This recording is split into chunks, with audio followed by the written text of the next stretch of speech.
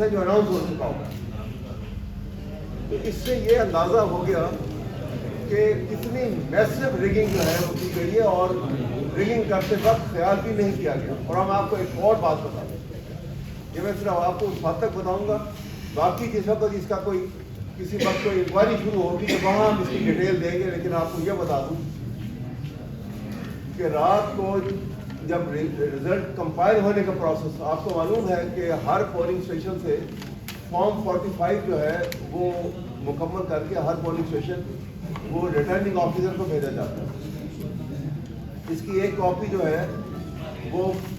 Candidate کے agent کے پاس ہوتی ہے جس کے اوپر بھی سائن ہوئے ہوتے ہیں. اور سیکشن 92 الیکشن لاز 2017 اس کے مطابق یہ مینڈیٹری ہے کہ جب آپ فارم 47 یعنی فائنل رزلٹ ریٹرننگ آفیسر کے کمرے میں جب مکمل ہوگا اور وہ فارم 47 میں بھرا جائے گا جو الیکشن کمیشن کو بھیجا جاتا ہے, وہ فارم 47 جو ہے وہ کینڈیڈیٹ کی موجودگی کے بغیر نہیں بنایا جا سکتا. یہ مینڈیٹری ہے. یہ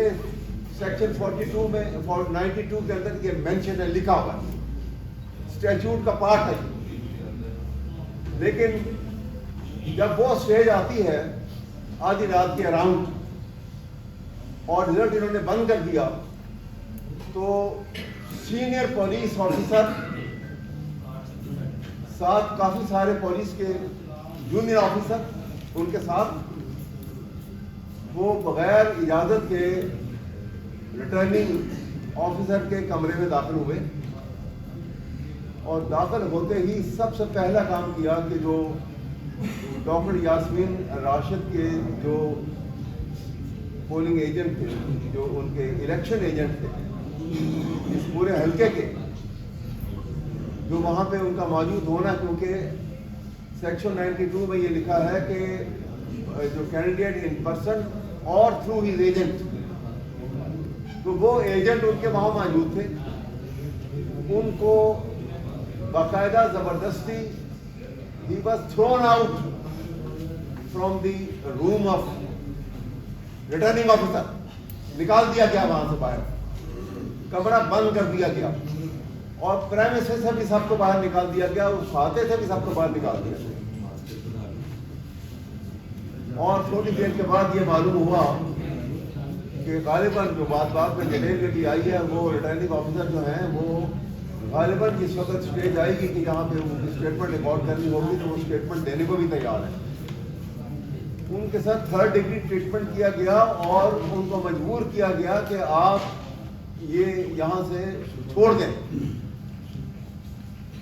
ان کو وہاں سے ہٹا کے آدھی رات کو ایک اور ریٹرننگ آفیسر کو اپوائنٹ کیا گیا. اور یہ جو اس کے بعد جو پروسیس آف ریگنگ جو ہے, یہ وہ نئے ریٹرننگ آفیسر جو آئے, یہ ان کی موجودگی میں یہ نیا رزلٹ تیار کیا گیا. یہ میں آپ کو یہ وہ اس پولنگ اسٹیشن کی بات کر رہا ہوں جو ہمارے سے تعلق تھا. اس کے ایڈی شاہد موجود ہیں اور اس کی پوری ڈیٹیل ہمارے پاس موجود ہے. الیکشن کمیشن میں بھی ہم اس کی ڈیٹیل دیں گے, اگر کہ پچھلے کئی دن سے پٹیشن دائر ہوئی ہے. اب کہتے ہیں کہ شاید صبح اس کی ٹرن آ جائے گی, دیکھیں. تو میں آپ کے سامنے یہ کہنا چاہتا ہوں کہ ریگنگ کا یہ انداز جو ہے, جو تمام ان پولنگ ریٹرننگ آفیسر سے کمرے کے اندر فیبریکیٹڈ رزلٹ تیار کیے گئے ہیں, ادروائز یہ اسٹولن رزلٹ کی بنیاد کے اوپر جو حکومت بنے گی اور جو آفیشیل نوٹیفیکیشن کی جا رہی ہے یہ اسٹولن رزلٹ ہے. اور یہ رزلٹ کی بنیاد کے اوپر جو حکومت بنے گی وہ ناکام حکومت ہے, وہ انلیگل حکومت ہے, غیر قانونی اور غیر اخلاقی. میرا تو ویسے ضمیر گوارا نہیں کرتا کہ میں غیر اخلاقی طریقے سے اگر مجھے الیکٹ کر میں کہوں کہ جی میں جیت گیا ہوں اور اس کے بعد میں باقاعدہ اوتھ لوں کھڑا ہو کر اس رزلٹ کی بنیاد کے اوپر کون سا اخلاق اور کون سا قانون اور کون سا مذہب اجازت دیتا ہے. لیکن یہاں سب کی اجازت جو ہے، کیونکہ ایک اور اجازت یہاں جو سب سے ضروری ہے پاکستان کے اندر، کیونکہ وہ اجازت ہے اس لیے باقی کسی اجازت کی ضرورت نہیں ہے۔ اور میں آپ کو یہ بتا دوں، پنجاب کے اندر، لاہور کے اندر میں اس کانسٹیٹوئنسی کی بنیاد کے اوپر، اور جو جیسے کمشنر صاحب نے بھی کہا ہے، یہ بات تو روز روشن کی طرح یہاں ہو گئی کہ پنجاب کی حکومت اور پنجاب کی حکومت کی رہنما کے اوپر پنجاب کی پولیس پورے کے پورے ملوث ہیں الیکشن کے ریگنگ کے پروسیس کے اندر۔ اور یہ میٹر جو ہے یہ ایک اتنا اہم میٹر ہے کہ مجھے حیرت ہے کہ اس اہم میٹر کو پاکستان کی سپریم کورٹ اور چیف جسٹس نے کس طرح سے اس کو کہہ دیا کہ ہم اس کی نوٹس نہیں لیتے۔ آرٹیکل 184(3) کس واسطے پاکستان آئین کا حصہ ہے اگر ایسے معاملے کا آپ نے نوٹس نہیں لینا، اگر ایسے معاملے پہ آپ نے نوٹس نہیں لینا جہاں پورے ملک کے الیکشن کو اسٹولن کیا گیا ہے، ریگڈ الیکشن کی بنیاد کے اوپر آپ نے رزلٹ اناؤنس کیا، پورے کے پورے چیف الیکشن کمیشن سے لے کے ڈاؤن دی لائن جو ملوث ہیں جب تک ان کو کچہری میں کھڑا کر کے سزا کے لیے ان کو سزا نہیں دی جائے گی، یہ معاملہ ختم نہیں ہوگا۔ پاکستان کی سالمیت اور پاکستان کی بقا کا تقاضا بھی ہے، رول آف لا اور پاکستان کے آئین کا تقاضا بھی ہے کہ ان کے خلاف سخت کارروائی کی جائے اور بہت جلد از جلد یہ کارروائی کی جائے باقاعدہ طور پر۔ اس سے پہلے سپریم کورٹ کے آرڈر کے تحت میں گزارش کروں گا جناب chief justice Pakistan supreme court, اس کا یہ اتنا اہم ایشو ہے، اس کا سوموٹو نوٹس لیں، آپ ایک بڑا بینچ بنائیں اور اس بینچ میں آپ مت بیٹھیں کیونکہ آپ کے خلاف الزام ہے، جس کے خلاف الزام ہوتا ہے تو وہ قانون کا تقاضا یہی ہے کہ آپ اس میں خود نہیں بیٹھے، بینچ بنائیں اور جوڈیشل انکوائری کا بھی آرڈر کریں اس کے اندر، تاکہ یہ کھل کے چیزیں سامنے آ سکیں۔ اس قوم سے اتنا بڑا دھوکہ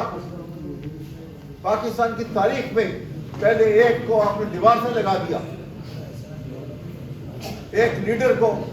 ناجائز طور کے اوپر پابند سلاسل کیا، غلط اور جھوٹی سزائیں سنائی، ان کی اپیلیں نہیں لگ رہی، اور اس کے بعد ان کی پولیٹیکل پارٹی کے ساتھ جو سلوک کیا گیا الیکشن سمبل کی بنیاد کے اوپر، اور اس الیکشن سمبل کی بنیاد کے اوپر کہا گیا کہ تم الیکشن میں ایز پولیٹیکل پارٹی پارٹیسپیٹ نہیں کر سکتے، اور پھر پارٹیسپیٹ نہ کرنے کے اوپر جب انہوں نے کہا کہ ہم کیمپین کی اجازت نہیں ہے، آپ نے دیکھ لیا ہے کہ کیسے کتنے بڑے جلسے جو نواز شریف کو اس وقت اجازت ملی تھی جب وہ بغوڑے میں تھے اور جب وہ کانوینٹ میں تھے، اس وقت بھی ان کو بیل لے کے ان کو یہ اجازت دی گئی، اور ایک جائز الیکشن کیمپین کی اجازت ایک کینڈیڈیٹ جس کے نامینیشن پیپر منظور کیے الیکشن کمیشن آف پاکستان نے، اس کو اجازت نہیں دی گئی کہ وہ کھل کے کیمپین کر سکے۔ کارنر میٹنگ کی اجازت نہیں تھی اس کو، کارنر میٹنگ میں پولیس پہنچ جاتی تھی، لاٹھی چارج کرتی تھی اور ان کو وہاں پہ بھگا دیتی تھی، پھر ان کے گھر کے اوپر حملے ہوتے تھے، چار دیواری کی تذلیل کی جاتی، آرٹیکل 14 کی وائلیشن کی جاتی، لیکن خاموش تھی۔ پاکستان کے آئین کو پاکستان کی سپریم کورٹ اور اعلیٰ عدلیہ نے اس وقت توڑ دیا عملی طور کے اوپر جب فنڈامنٹل رائٹس کی وائلیشن کے اوپر آپ خاموش رہے۔ یہ میں آپ کو بتا دوں کہ پاکستان کا آئین جو ہے یہ ایک سوشل کانٹریکٹ ہے، اور آپ جانتے ہیں کہ دو پارٹی سے درمیان کانٹریکٹ ہوتا ہے، اس میں ایک پارٹی پاکستان کے عوام ہے، دوسری پارٹی پاکستان کے اسٹیٹ آف پاکستان ہے۔ پاکستان کے عوام نے اپنے سارے رائٹ سرنڈر کر دیے، آرٹیکل 5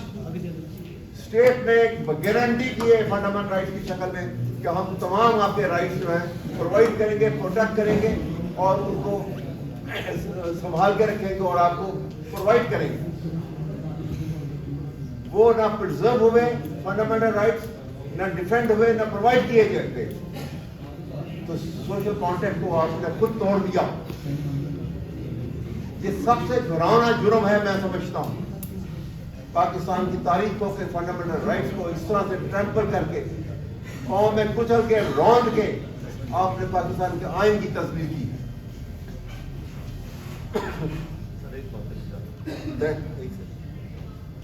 تو میں آپ کے سامنے یہ کہنا چاہتا ہوں کہ یہ بات یہاں ختم نہیں ہوگی.